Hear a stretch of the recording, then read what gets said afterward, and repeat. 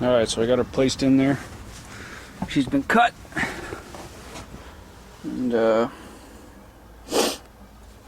cut at the back, so we got maybe another inch here to go. But that's not going to happen. I mean, basically she's right flush against the side wall of the van. So this unit is definitely a little longer.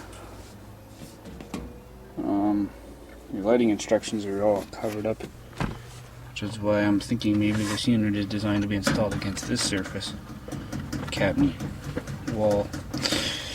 Anyway, it's time to hook up the exhaust vents, get those located in the right place before I do the most dangerous cutting, which would be the side of the van. I gotta cut a hole in the van for the exhaust, so that'll be next. So I got the hole drilled, or the hole marked up on the side of the van there. Oh, frick, do you zoom in on this thing? There we go. The pencil mark is kind of the line that I made. Whatever the hell, I cannot cross it. In terms of cutting, it's the outside width of the piece that goes through the wall, and then the inside is a permanent marker there. So I plan on cutting that permanent mark out and leaving the pencil alone. The piece that goes through the sidewall of the van is this guy here. So you got to make it big enough to get that foam through the hole. Well, of course you're going to need a little bit of slop, a little bit of room to be able to align the furnace correctly, because of course my measurements won't be perfect. I also made the this a little wider too, this side here, for the fan to be able to breathe on the side of the furnace. Alright, so I went and cut the holes. Cut them on the corners, basically I don't know, about a 3/8 drill bit. I cut 4 holes on the corners, and then over the side of the van. You can tell my van's already in pretty rough shape with the bodywork, but who cares? These are the 4 holes here. So I took your exhaust vent here. I set it over top, and just took a knife and marked out the cut line that I want to make. Alright, here we go. Well, it's a good thing it's a nice sunny day, because I got a giant hole in the side of my van. So there she is. Cleaned up all the edges, all the burrs and everything. This fits nicely. As you can see, it has to be oversized in order to get the foam through.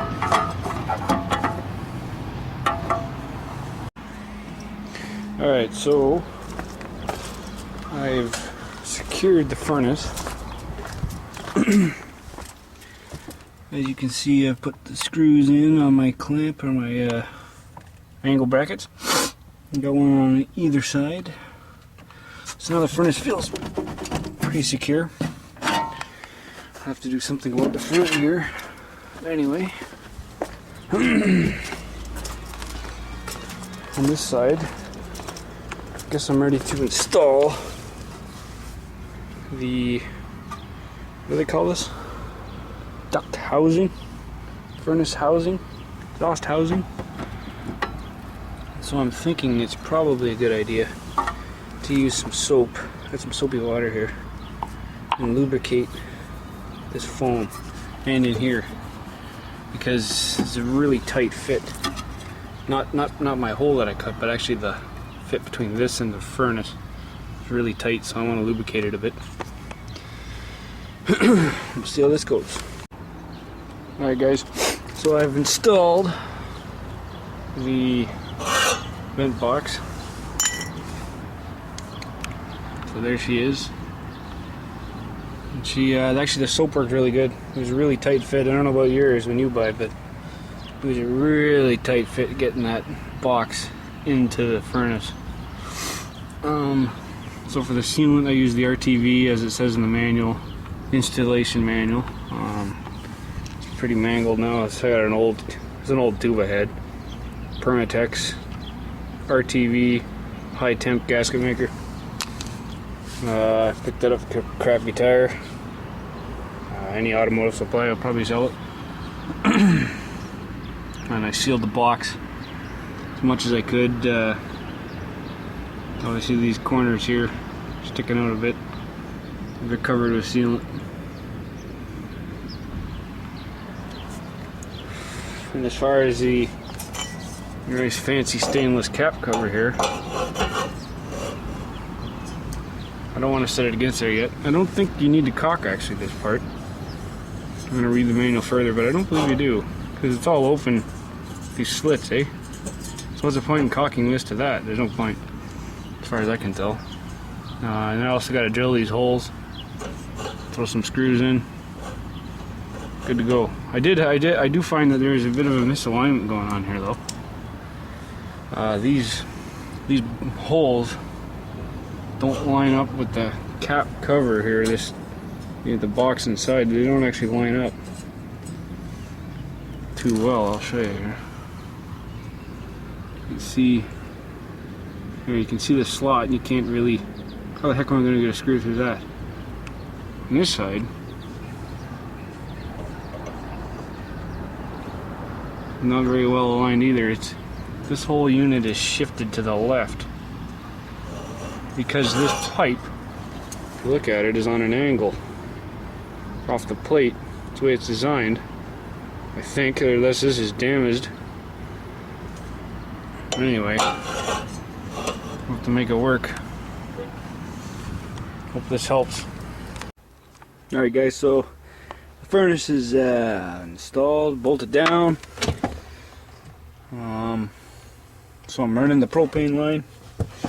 I drilled a hole, you can see right there, through the van. I've opted obviously to go with rubber. Got her taped there so I didn't get any dirt in it when I put it through, but I opted with the rubber line, not this copper crap. By the way, if you buy copper, don't buy the copper from Home Depot. Copper line, that stuff's for water, not for gas. But I have messed around a little bit with the copper, and rubber is just so much better.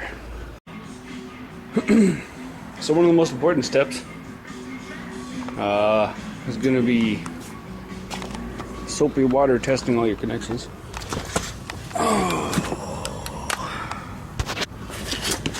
So I'm just taking a soapy spray bottle here, a bunch of watery soap in it, and spraying all my connections, making sure that there's no leaks. And I'll even let that soap sit for a while. Obviously the pressure's on, right? You have to turn it on all the way. And let it sit for a while and see if you see any. Even 10 minutes later, you might see a small, very, very small pinhole leak start up, and you'll see a pile of foam just like this. If you see it growing, you know you've got a small leak. I would say a big one would be. It'll actually blow some pretty big bubbles, actually, if you got a big one, but you shouldn't have a big one.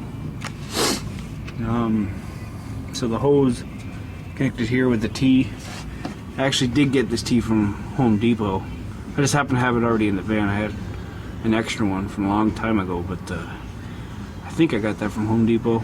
The hose I had made by a gas fitting company. So you have to do that for yourself. You have to find a company nearby that can make a hose for you.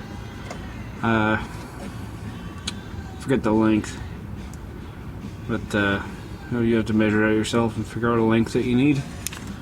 And yeah, this same style fitting is used on the furnace as well. The same, I think it's GIC flare fitting. This is SAE thread. female, both sides, right? So female taper thread or taper fitting that you'll use for the furnace side as well as your tank. I got it clamped here, and this runs along the top here of the guard, so I should be protected from any brush or anything you might be running over out in the bush or wherever the hell you're parking. Good camp spot. I got this extra protective hose here to protect against the sharp edge. And then up in here I've got this hose here as well. It's a heater core hose. I think I'm going to caulk. What I'm going to do, I'm just going to caulk the tar out of this seam here. And that should do the trick for holding this in place as well as sealing it.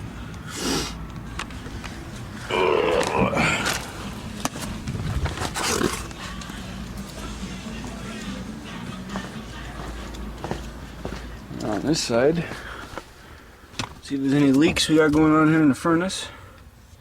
So the hose comes out. I got another protective sleeve here. Protect here against the... There's actually a lot of sharp edges here. You can see my thumb. I went and cut myself on the side of this bloody furnace. It is a sharp furnace. Anyway, spray some more soapy juice here on the furnace connection here. And make sure we're all good with no leaks.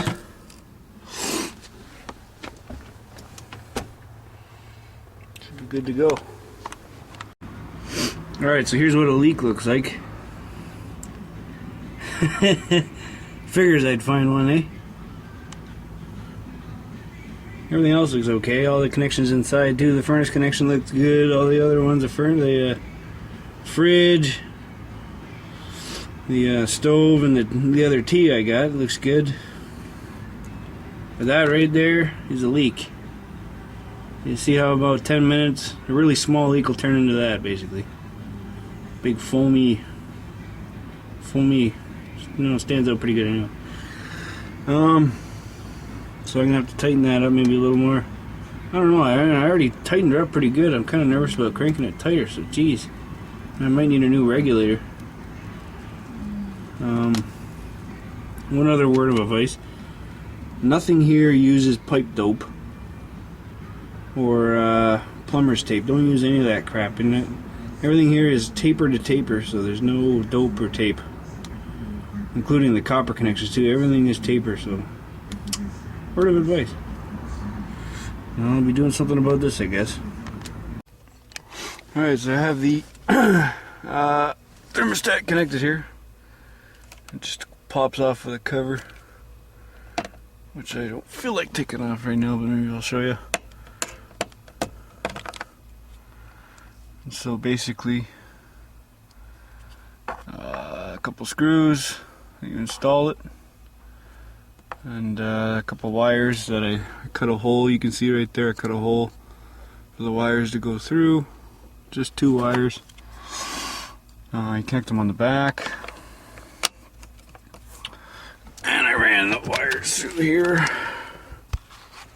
I'll show you. I ran them up underneath in here, run across. This is actually the extra wire. It's the red and white that I ran. The other 2 are for a light I got up here too. And I clamped them there. Ran them down to the base, and then they pop out here. Conveniently, there's already a couple holes here.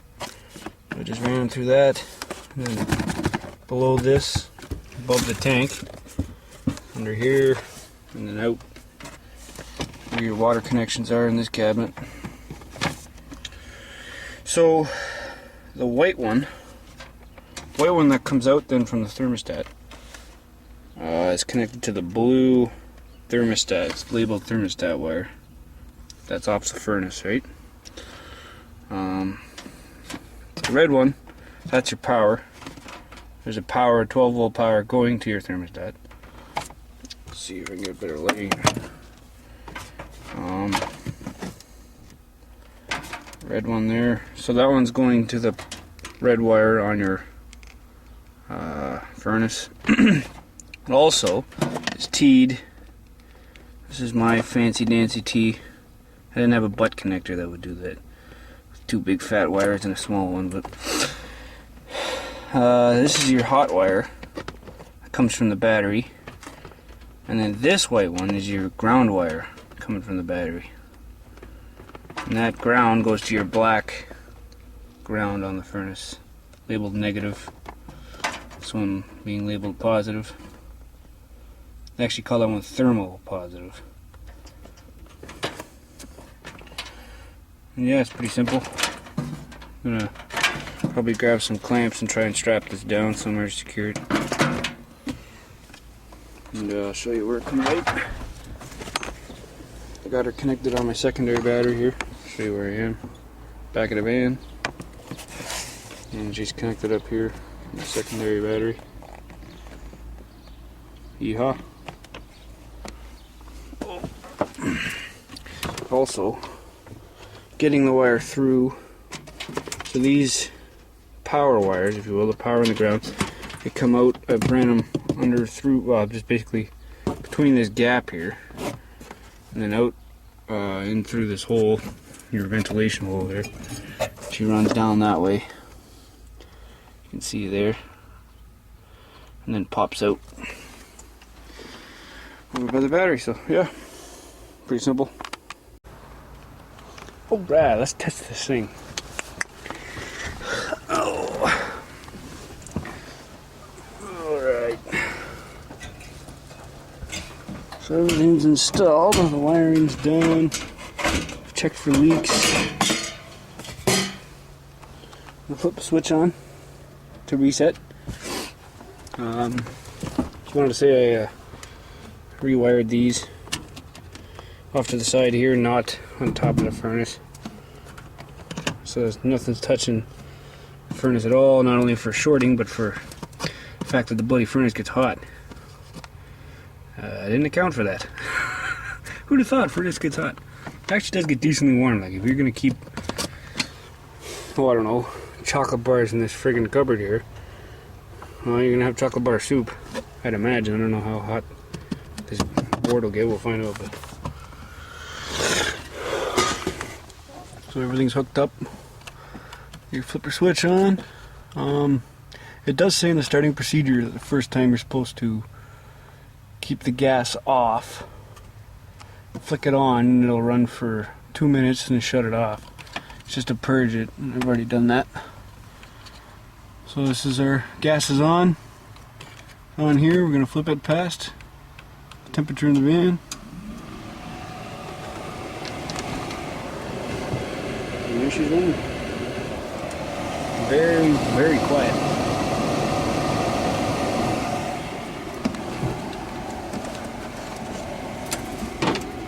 And there's the igniter. Probably the loudest part is that igniter. It's friggin' quiet too.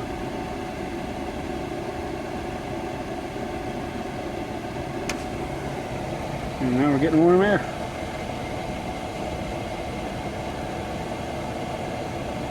Just like that. Now there's a burn off period. Gotta let it run for 10 minutes. Makes a bit of smoke. Well, no, not physical smoke, it just stinks a little bit. As with most furnaces do, when you fire them up. They've been sitting for a while.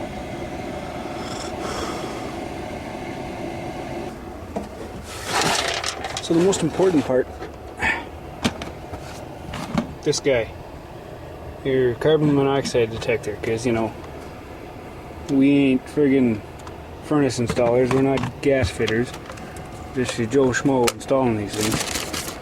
So if we had any leaks in the exhaust pipe, I'm not sure whether carbon monoxide sits low or high. Anyway, I'm going to leave that in there for a while and see if we get any readings. This one actually tells me if it has had a high reading, even if it's not over the limit.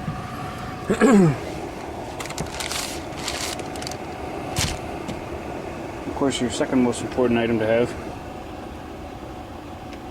That's right. We all know what that's for. The unspeakable. So, I think that's it. Per nugget kitten, I think this thing will be stupid warm come winter. well, it's 75 degrees out right now, so I can't really. But I mean, it's hot enough. I don't even want to put my hand on that. So if you tell you it's over 120 degrees Fahrenheit at least, 140 probably.